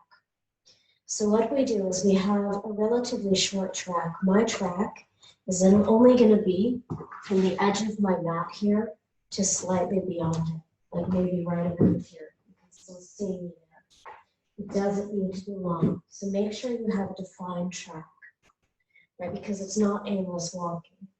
And what you do, and just listen to the directions first, and I'll walk towards you to show you so that you can see me possibly more clearly, is that when you lift one foot, you mentally label lifting. And then when you place it, you mentally label placing. And then you say pause, because you want to make sure that one foot is completely down before you lift the next. Lifting, placing, pause. Lifting, placing, pause. Now, just like with the breathing, in the Mahasi method, it is asked that you perfectly align the mental label with the action. So you wouldn't say lifting and you're still lifting. It's lifting, placing. That is because we are trying to create perfect harmony between the mind's attention on the object and the object itself. So it's lifting, placing, pause. Now sometimes I watch and people lift their legs up really high and do this. It's not like this. It's very close to natural walking. The only difference is that one foot is completely down before the other is raised. Now a few other directions. Keep your arms at your sides. Try not to have them back or forward as you find in different methods of walking meditation, because your shoulders can get tense. Just keep them loose and easy. Your eyes about 2 meters in front of you on the ground. When you get to the end of your track, right, so mine's here, don't turn around quickly. You lose momentum of the practice. Instead, notice where you're standing. Turn around. Right, so you're here. Turn around with the same energy, lifting, placing, pause. Lifting, placing, pause, and so on. And then you know you're going to walk again. Take stock and do that. Now, as you're walking, it may be the case that your mind gets the best of you. You're actually thinking more than you're paying attention to walking. That's completely natural. If that happens for you, just notice and say to yourself as you stop, thinking, thinking, thinking, and then resume lifting, placing, pause. And if at any time it's too agitating moving that slowly, just go left, right, left, right, left, right until you use the energy, and then you can resume the walking. Please go ahead now. We're going to practice this for about 15 minutes, and in between halfway, I'm going to add a breath practice in order to support the shift in the mind. So it's natural breathing now. Begin.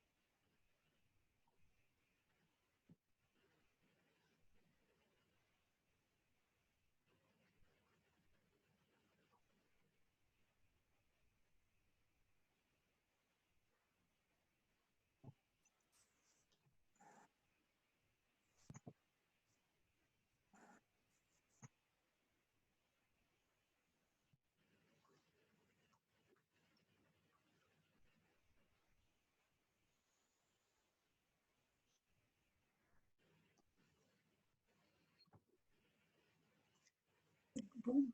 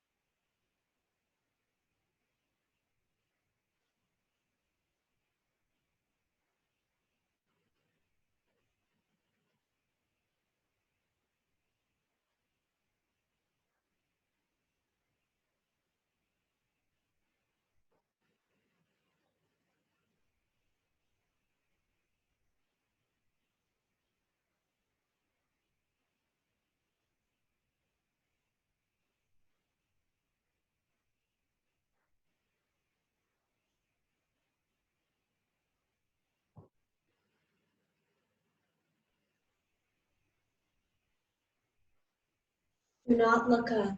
I'm going to add another ingredient, but do not look up.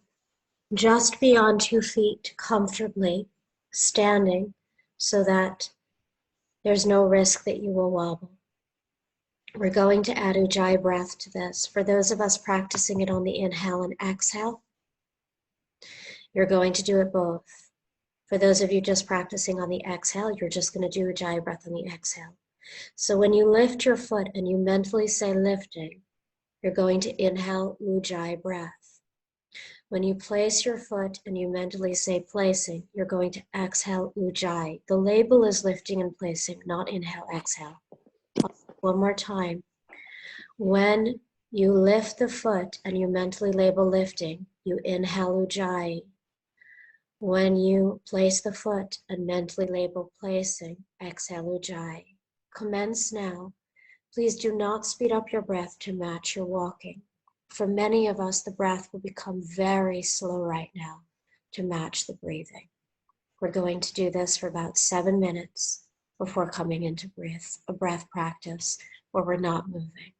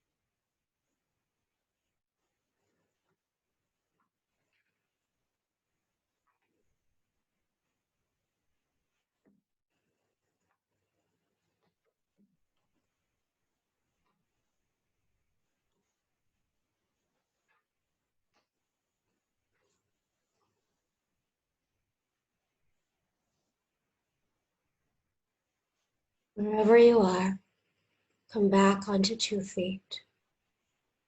Come back onto even standing so that both feet are lined up together, parallel to each other. Take a mindful breath. We are going to come into pranayama again, to breathing technique without the moving. Now this next practice can be done lying down or sitting. Don't move yet, just listen to the directions first. If you lie down, it might be deeper for you, but there may be a tendency after the meditation, afterwards for the meditation to not want to come up. And I do want you to come up after the lying to seated meditation again. So decide for yourself what you prefer and move very slowly back to your sitting. Use the same kind of walking. You're in a confined space. It won't take you long to come back to seated, to walk there slowly and mindfully. And I'm going to describe to you what we're going to do next.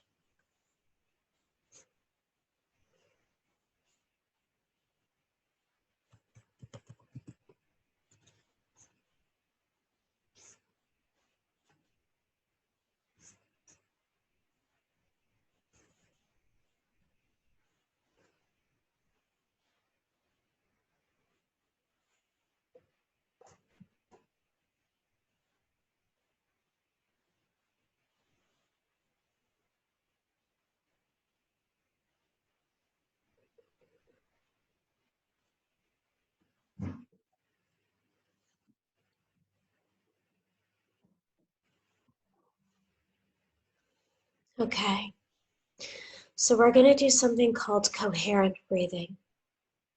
Coherent breathing, if you're not familiar with it, simply means that we inhale for a count of 6 and exhale for a count of 6. That's it. So each breath cycle is 12. 60 divided by 12 is 5, so it has us breathing at 5 breaths a minute. The power of this breathing on the flexibility of the autonomic nervous system seems to not be met by any other breath practice. And I don't want to get too much into the technicalities right now because I want our minds to just rest in the practice, not in analysis and too much thought. But it's potent. Now for some of us, because I'm going to be using a chime track that chimes exactly every 6 seconds, some of us will feel that we can't quite inhale from one chime all the way to the next one. If that's happening for you, it's fine. It's very common. I ask if that's the case, that what you do is you just inhale for as long as you naturally can, wait. The chime will come in a second or two, and then you can exhale. And again, if you're not exhaling all the way from one chime to the next, if your breath's not that long, it doesn't matter. It will become in time. So just wait. And again, the next chime will come, and then you just inhale. I cannot emphasize enough that you should not be pulling your breath in to make it longer than feels comfortable, or pushing out your breath longer than feels comfortable. That will undo any of the calming effects, the positive benefits of this practice. Please don't do that. The other thing is that you may be attached to synchronizing your breath exactly as so with the chimes. Don't worry about it. It's a cue. It takes a while for that synchrony to occur, so just let it be there in the background and you do the best you can. For those of you that do a lot of breathing practice, you may want to inhale and exhale longer, but I ask you to let go of that desire and to just stay with the chimes, shortening the breath, because it will still maximize that autonomic flexibility.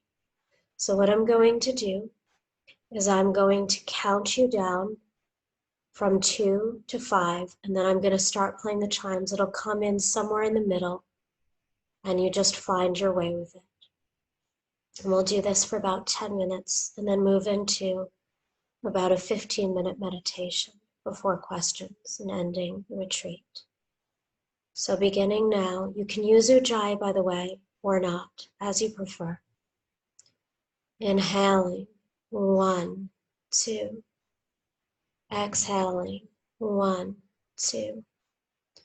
Inhaling, 1, 2. Exhaling, 1, 2. Inhaling, 1, 2, 3. Exhaling, 1, 2, 3. Inhaling, 1, 2, 3, 4. Exhaling, 1, 2, 3, 4. Inhaling, 1, 2, 3, 4. Exhaling, 1, 2, 3, 4. Inhaling, 1, 2, 3, 4, 5. Exhaling, 1, 2, 3, 4, 5. Inhaling, 1, 2, 3, 4, 5. Exhaling, 1, 2, 3, 4, 5. And beginning now. The chimes.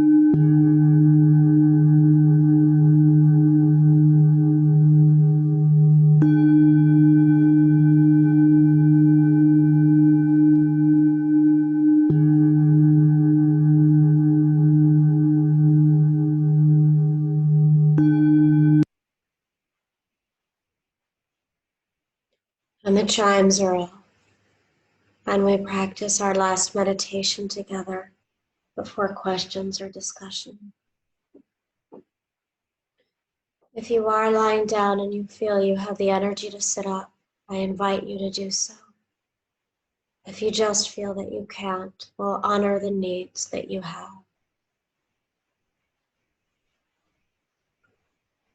And we're going to do the exact same practice that we did before.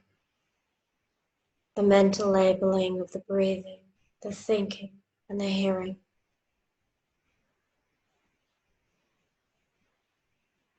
To see all mind will experience this process.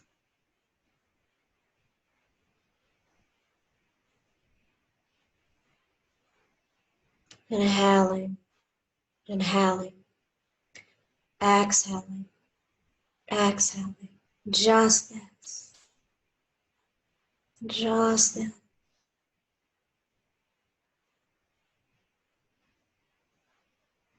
Noticing thinking when thinking arises.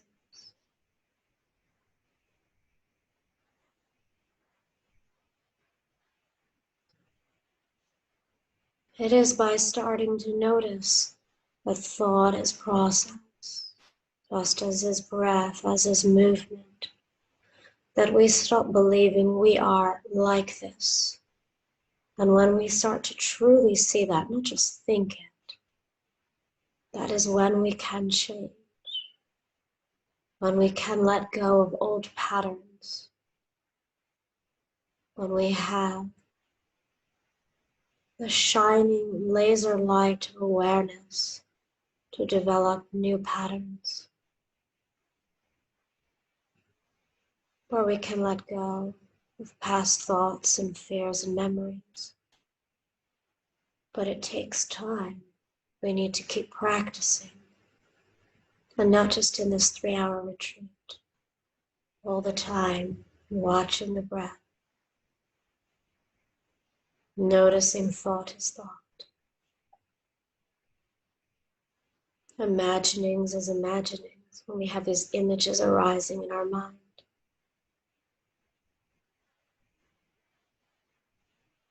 They're just tendencies.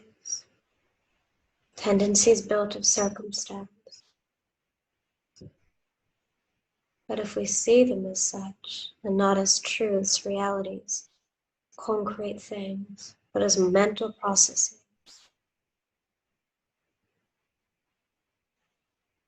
then we can begin to let go.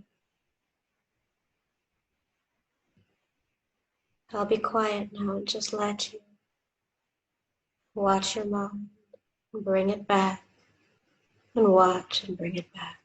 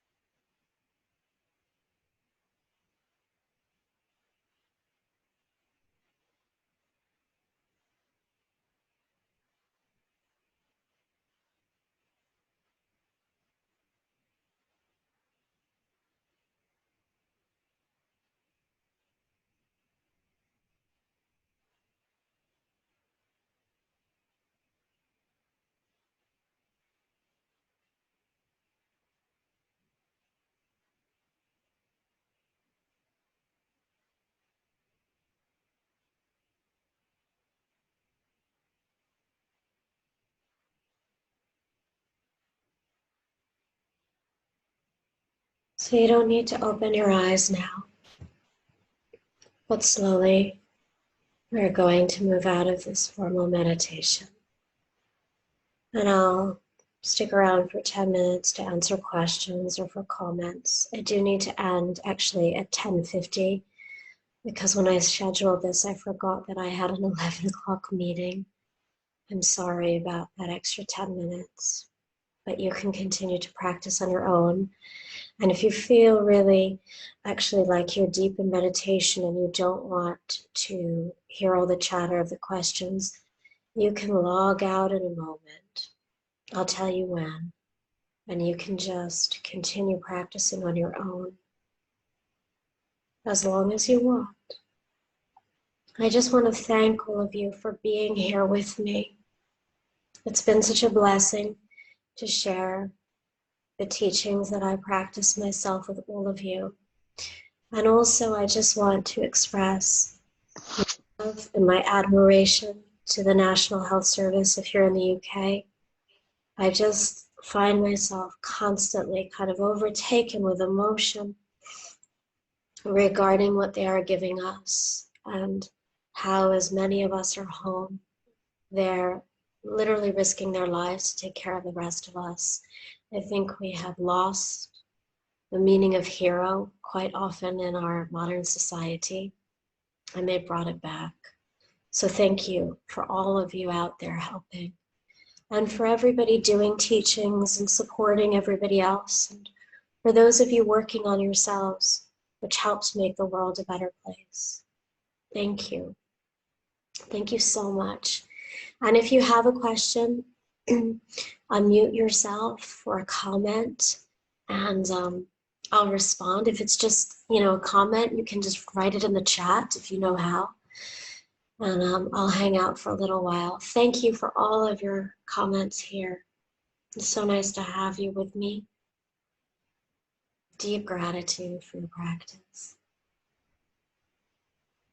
So. Hi, I have a question. Okay, what's your name? Who's speaking? Patricia McCormick. Oh, hi, Patricia. Hello. From Northern Ireland. Hi. Hi there. Is it true that people who are suffering in hospital with COVID-19, if they are turned on their front, that this makes the breathing a lot easier for people? And do the hospitals know this? I don't know what all the hospitals know. Most respiratory physiologists know that you have more lung tissue towards the back than in the front, and so that you want to apply pressure to the front to apply pressure to the alveoli that are kind of collapsing and don't have enough pressure coming into them in order to remain open. So yes, that is true.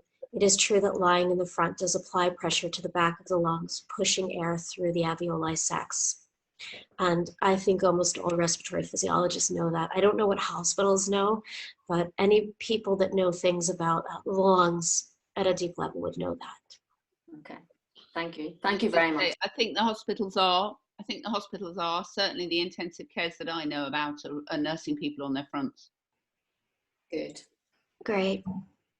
Thank you. Heather, what do you suggest in terms of somebody who's pregnant then? I mean, obviously they can't roll onto the front, but because I've got a student who's pregnant, she's got twins as well, and she's had it and she's recovering now. So what would you recommend for Heather? So I don't actually work with pregnant clients, and I've never done a pregnancy training, so I would be the wrong person.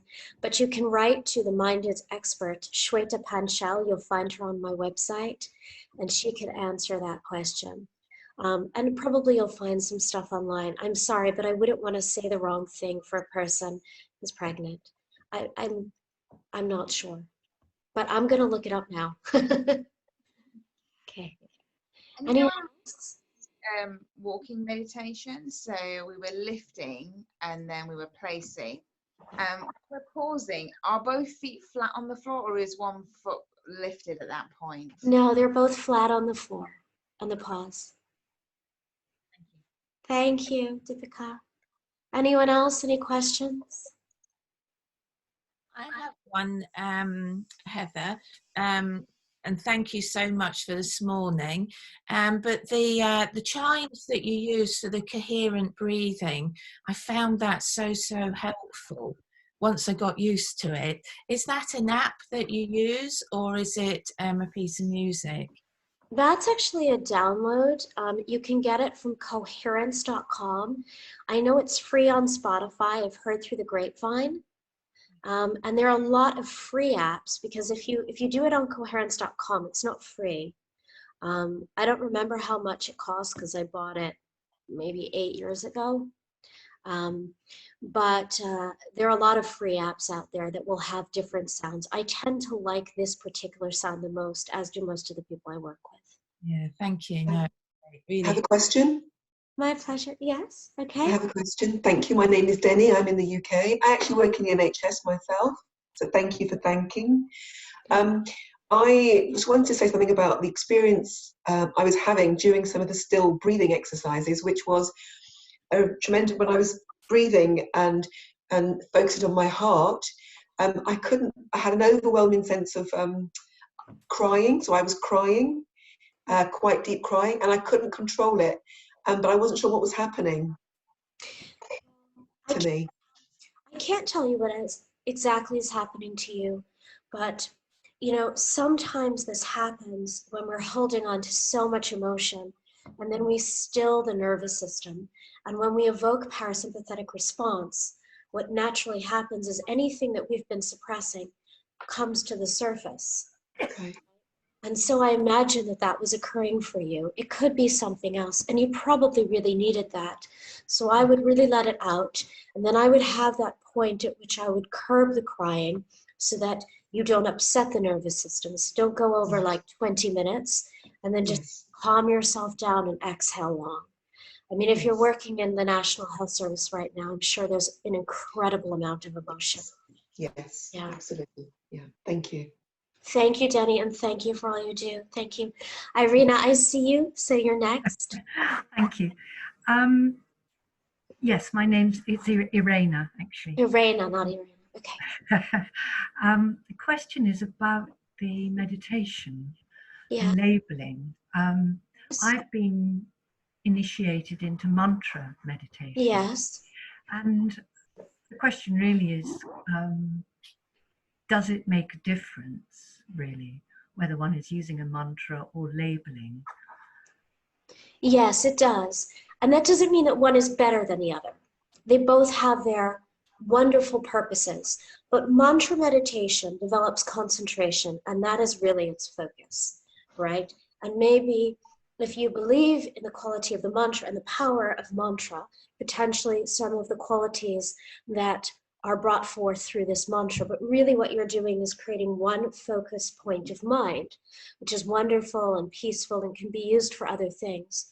Whereas the mental labeling is a mindfulness meditation, and there is an element of concentration built into it, but what I'm trying to do there instead is to have you see processes. So we're not going into deep concentration, we're becoming aware of the arising and passing away of phenomena.